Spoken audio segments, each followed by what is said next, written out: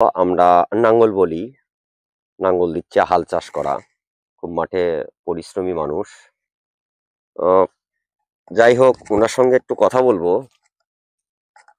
মুরুব্বি, কন। আপনার হাল চাষ করার বয়স কত?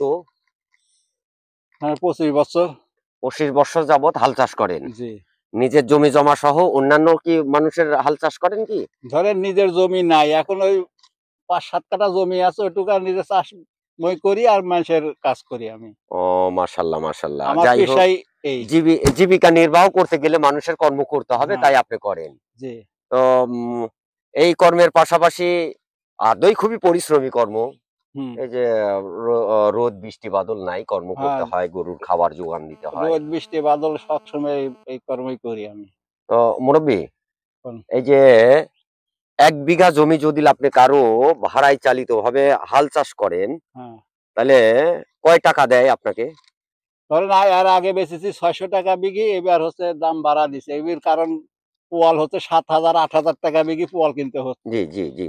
ইদারে এই যে আগের দামে নাঙ্গল বেচলে তার আমার পেট চলবে নি। জি, জি।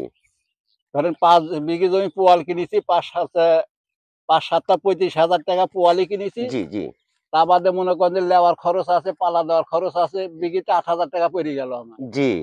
তাতে আপনার যে এই যে হালের গরু যে কিনছেন, প্রায় কিছু না হলেও আ ৩,০০,০০০ টাকা দামের বেসাদ আছে আপনার হ্যাঁ, কাছে। ৩ হ্যাঁ? লক্ষ টাকা দিয়ে কিনা গরু। ৩,০০,০০০ টাকা দিয়েই কিনা। জি। তাহলে ৩,০০,০০০ টাকা ক্যাশ আপনি সহ আপনার পারিশ্রমিক মূল্য হিসেবে আ আ এখন মাঠে যে সচরাচর কাজ করে একটা লেবার, তাহলে এই লেবার মোটামুটি ৫০০ টাকা নিয়ে। হ্যাঁ, আর তাতে ১ বিঘা জমি চাষ দিলে আপনার দিচ্ছে কত এখন? এখন ৭০০ লিচ্ছি, ৮০০ লিচ্ছি ৮০০। এরকম। তাতে এই ৭০০-৮০০ টাকাতে আদৌ আমার মনে হয় না যে আপনার পুষাবে। পোষায় না, এখন আমার মাঠে অন্য কোনো কাজ করতে পারি না। পা একটু সমস্যা, আমি অন্য কোনো কাজ করতে পারি না। কারণ এই কাজটাই আমি একটু টুকটাক করে করি। ও, বোঝা টানতে পারিনি, বসে থাকি নিড়িনি কাম করতে পারিনি। ও। তো যাই হোক আপনার যে শারীরিক অবস্থা, এই অবস্থাতে হাঁটাও জুলুম হয়ে গেছে হ্যাঁ, গরুর। আমার হাঁটাও জুলুম। ও, এখন এই যে এইভাবে হালের যে এত বড় একটা ব্যাসাদ, এর সঙ্গে আপনার চলাফেরা করতেও তো খুব কঠিন। ধাপে মিলানো এই সেই। হ্যাঁ, সমস্যা তো হয়। তাহলেও আমার এখন ধরেন ৪ পোষ্য আছে, তারে তো মুখে তো খাওয়ার জোগাড় করে দিতে হবে। এখন আল্লাহ ও, আমাকে যে কদিন বাঁচা রাখছে, আমার তারে তো মাশাআল্লাহ, আপনার দায়িত্বটা তো পালন করতেই হবে, জি। এটাই ঠিক।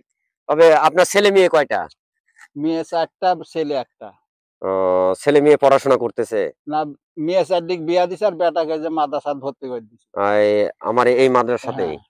মাশাআল্লাহ, মাশাআল্লাহ। আমিও মাদ্রাসাতে এই পেশাজীবী মানুষগুলাই সঠিক এবং সুন্দর মনের মানুষ হয়।